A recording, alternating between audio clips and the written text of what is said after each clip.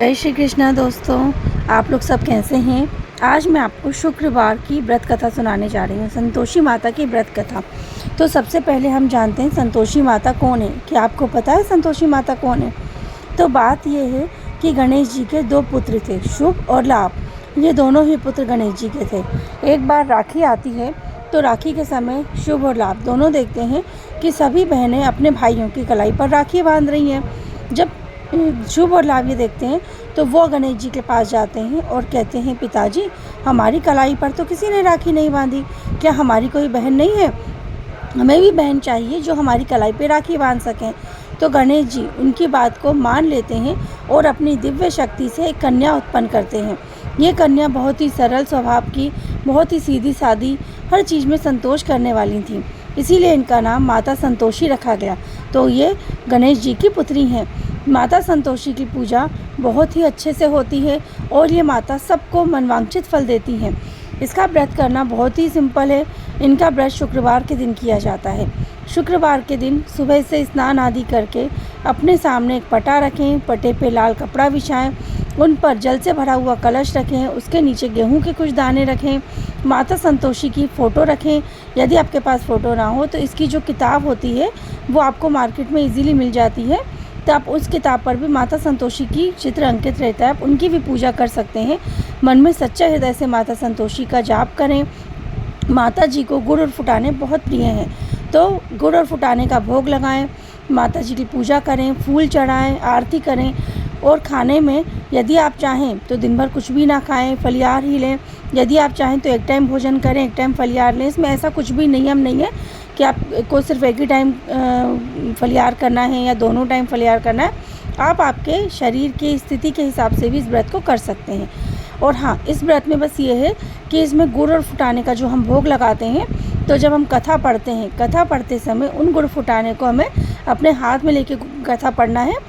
और वो जो गुड़ फुटाने हमने अपने हाथ में लिए थे ना, वो हम गाय को दे सकते हैं। और बाकी के गुड़ फुटाने जो हमने भोग में लगाए, वो गुड़ फुटाने हमको स्वयं खाना है। और बस इस चीज़ का ध्यान रखना है, उस दिन ना तो हम खट्टी किसी चीज़ को हाथ लगाएं और ना ही खट्टा भोजन खाएं। बस इस चीज़ का इसमें विशेष रूप से ध्यान रखा जाता है, क्योंकि माता संतोषी को खट्टा बिल्कुल पसंद नहीं है। तो उस दिन हमें खटाई से परहेज करना है, बाकी इसमें कोई परहेज नहीं है। फिर हम उसके बाद माता जी की पूजा करने के बाद माता जी के सामने मन्नत मांग लें कि हमें कितने शुक्रवार तक ये व्रत करना है। कुछ लोग तो इसे 1 साल, 3 साल, 3 महीने, 6 महीने, इस तरह से आपकी जितनी भी श्रद्धा है उस हिसाब से आप इस व्रत को करें और उसके बाद इसका उद्यापन करें। इसके उद्यापन करने में आप सुबह के समय माता जी को पूड़ी, हलवे, गुड़ और चने का भोग लगाएं। उसके बाद आप 8 लड़कों को, 8 कुंवारे लड़कों को आप खाना खिलाएं। हो सके तो अपने देवर, जेठ, परिवार के लड़कों को खाना खाने के लिए बोलें। यदि ना हो तो आप कोई भी 8 लड़कों को भोजन करा सकते हैं। भोजन में आप हलवा, पूड़ी, खीर ये चीज़ें बनाएं। गुड़ और फुटाने का प्रसाद सभी को दें, श्रीफल फोड़ें और उसका प्रसाद भी सभी लड़कों को दें। बस ये ध्यान रखना है कि हम जब भी लड़कों को जिमाएं तो उनको दक्षिणा ना देकर हम उन्हें कोई भी फल दें जो खट्टा ना हो। और जब बच्चे आएँ तो उन बच्चों को भी यही बोलें कि वो भी उस दिन खट्टा ना खाएं। जिस दिन हम उद्यापन करें उस दिन माता का प्रसाद सभी लोग खाते हैं, तो उस दिन घर में कोई भी लोग खट्टी वस्तु का सेवन ना करें। तो बस यही चीज़ें इसमें ध्यान रखते हैं। तो आइए चलिए हम कहते हैं शुक्रवार की व्रत कथा। माता संतोषी सबको फल देने वाली हैं, बहुत ही भोली हैं, तो इनकी व्रत कथा हम बोलते हैं। एक गाँव में एक बुढ़िया रहती थी, उसके 7 लड़के थे। उन 7 लड़कों में से 6 लड़के कमाने वाले थे और एक लड़का निकम्मा था, वो कुछ काम काज नहीं करता। अब उसकी माँ क्या करती, 6 लड़कों को भोजन कराती और जब वो खाना खा के उठ जाते तो उनकी जो भी झूठन बचती, जो भी बचा कुचा बचता, उस सब बचे कुचे को लेकर उनकी झूठन को इकट्ठा करती और एक थाली लगा के अपने छोटे लड़के को खिला देती। ये बात उसके छोटे लड़के को नहीं पता थी, लेकिन जब उसकी पत्नी ये सब कुछ देखती तो उसे बहुत बुरा लगता कि ये तो मेरे पति का अपमान है। एक दिन वो अपने पति से बोलती है कि आपकी माता जी आपके साथ ऐसा करती हैं। तो वो लड़का बोलता है, नहीं, मेरी माँ तो मुझे बहुत प्रेम करती हैं, मेरे भाई भी मुझे बहुत प्रेम करते हैं, मेरी 6 भाभियाँ भी मुझ पर बहुत स्नेह करती हैं, मैं मान ही नहीं सकता। तो वो बहू बोलती है कि आप अपनी आँखों से देखोगे तब तो मानोगे ना। तो वो लड़का कहता है, ठीक है, मैं एक बार अपनी आँखों से ही देखूँगा। एक दिन घर में त्यौहार आता है, घर में 4 तरह के पकवान बनते हैं। उस दिन वो लड़का अपने सर दर्द का बहाना करके वहीं जहाँ 6 भाई भोजन कर रहे हैं वहीं अपने सर पे एक पतला सा कपड़ा डालकर सो जाता है और बस धीरे से सब देखा करता है। 6 भाई भोजन करते हैं। जब उनका भोजन हो जाता है तो माँ उनकी जूठन से एक लड्डू बनाती है और वो लड्डू एक थाली में परसती है और अपने लड़के को बुला के कहती है, ले बेटा आजा, तेरे 6 भाई भोजन कर चुके हैं, अब तू भी भोजन कर ले। वो लड़का जब ये देखता है तो उसे अपनी आंखों पर भरोसा नहीं होता। वो एकदम गुस्से में आ जाता है और अपनी माँ से बोलता है, माँ मैं बाहर कमाने जाऊँगा। उसकी माँ कहती है, कल जाता हो तो आज जा। बस वो लड़का गुस्से में घर से निकल जाता है।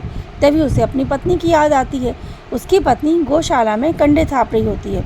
वो जाता है अपनी पत्नी के पास और कहता है, सुनो मैं बाहर जा रहा हूँ कमाने के लिए। उसकी पत्नी बोलती है, बहुत अच्छा, आप जाइए और सकुशल वापस आइए, मैं आपके इंतज़ार करूँगी। बस वो लड़का बाहर कमाने जाता है। वो लड़का तो बाहर चला जाता है। वहाँ जाता है तो वो एक साहूकार के यहाँ नौकरी करने लगता है।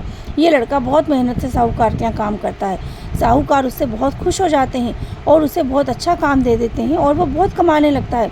अब वो लड़का तो यहाँ पैसे कमाने लगता है, अपने काम में व्यस्त हो जाता है।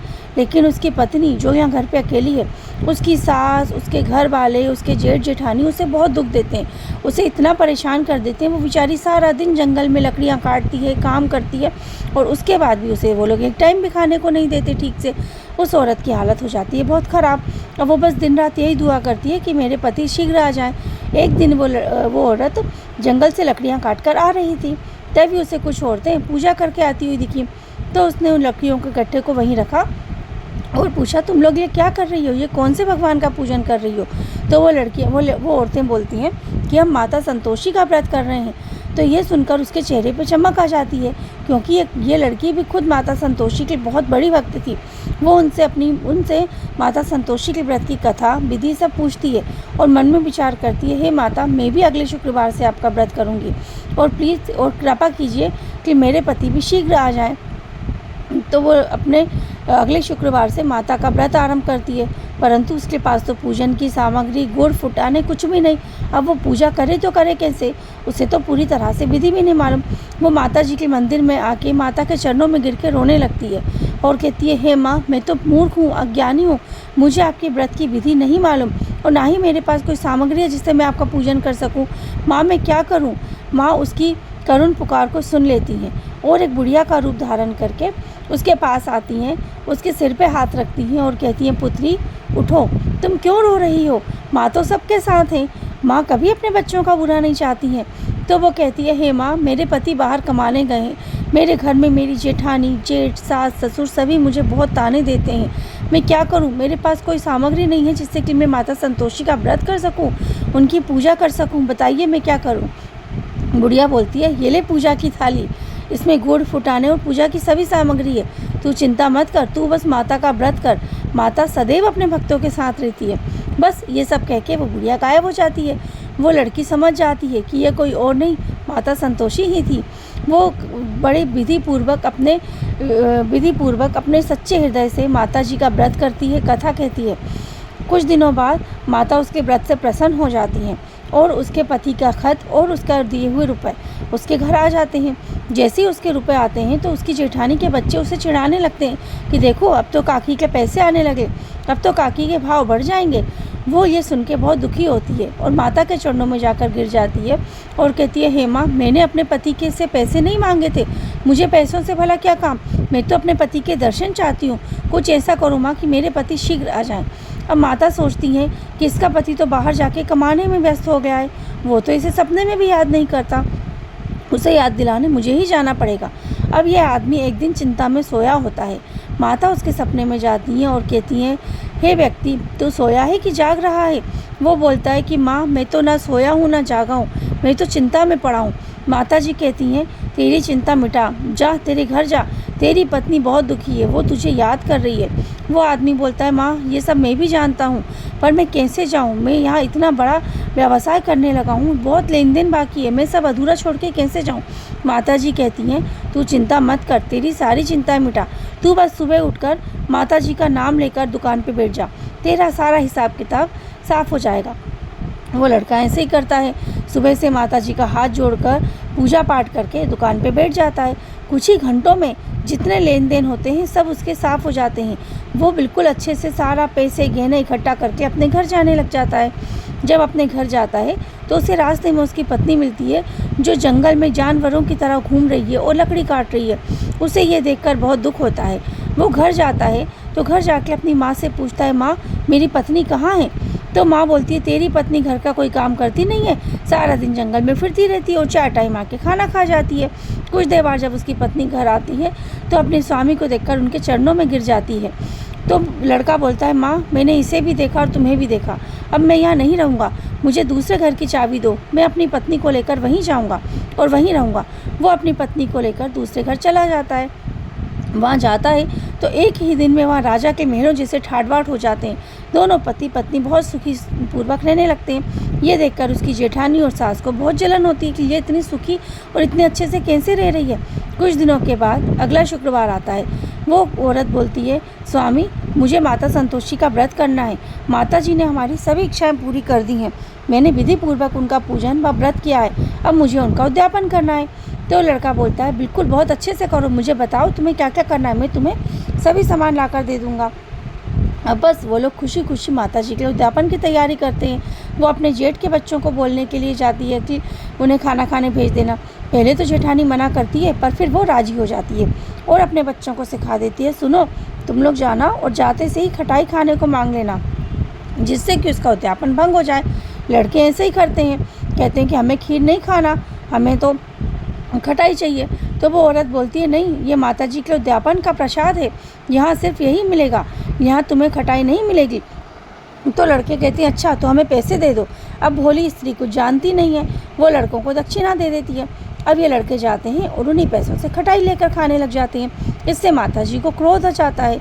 तो माता जी को क्रोध आ जाता है तो उसी समय राजा के दूत आते हैं और उस लड़के को पकड़ के ले जाते हैं। ये लड़की औरत अब जाकर माता जी के सामने जाकर रोने लगती है कि माँ ये क्या हो गया, ऐसा क्यों हुआ।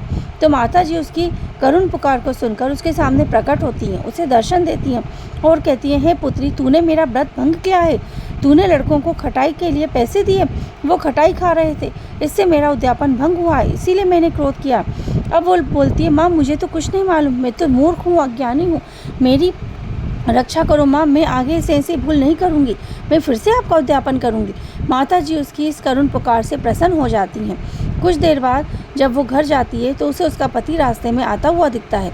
वो अपने पति से पूछती है, स्वामी आप कहाँ गए थे, राजा के दूत आपको क्यों ले गए थे।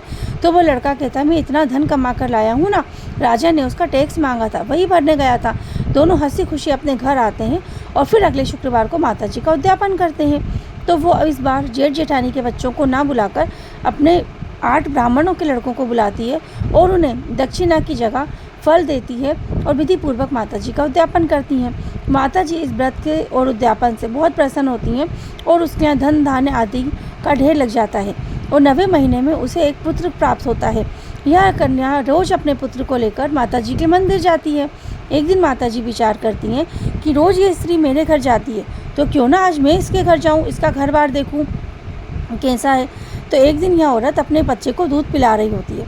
उसी समय माता जी एक बहन का रूप धारण करती हैं और उसके घर के दरवाजे पे आ जाती हैं। सभी लोग उसको देखकर बहुत डरने लग जाते हैं, ये कौन है। उसकी सास चिल्लाती, देखो कोई चुड़ैल डाकन आ रही है, चलो बच्चों सब दरवाजे लगाओ। ये औरत अपनी खिड़की में से सब देख रही है। ये जब देखती है खिड़की में से तो ये समझ जाती है कोई और नहीं मेरी माता जी हैं। वो अपने बच्चे को दूध पिलाने से भी हटा देती है और जाकर माता जी के चरणों में गिर जाती है। यह देखकर उसकी सास चिल्लाती है कि कौन है ये जो तू अपने बच्चे को भी पटक दी और इसके चरणों में गिर गई। तो वो कहती है, माँ ये कोई और नहीं है, वही माता संतोषी जिनका मैं व्रत करती हूँ, इन्हीं की कृपा से मेरे यहाँ सुख शांति आई है। बस ये सुनती है कि सारा घर माता जी के चरण पकड़ लेता है और बड़े सच्चे हृदय से सब माता जी की माफ़ी मांगते हैं कि माँ हमने बहुत बुरा किया। सभी को अपनी गलती का एहसास होता है और ये कन्या माता जी को के पैर पड़ती है और कहती है, माँ आज आप मेरे घर आई, मुझसे भाग्यशाली कौन होगा। बस माता जी उस पर प्रसन्न होती हैं, उसे आशीर्वाद देती हैं और वहाँ से चली जाती हैं और ये कन्या अपने पति और बच्चे के साथ सुखपूर्वक रहती है। तो आपको कैसी लगी ये कहानी? ये कहानी एक रियल कहानी है, ये माता संतोषी के व्रत की कहानी है। जब हम इसका व्रत करते हैं तो हम इन्हीं कहानी को पढ़ते हैं और सुनते हैं। अगर हमें कोई सुनाने वाला ना मिले तो हम घी का दिया लगाकर उन्हीं के सामने ये कहानी बोल सकते हैं। इसको पढ़ने और सुनने मात्र से ही सारे दुखों से मुक्ति मिल जाती है। तो बोलिए संतोषी माता की जय।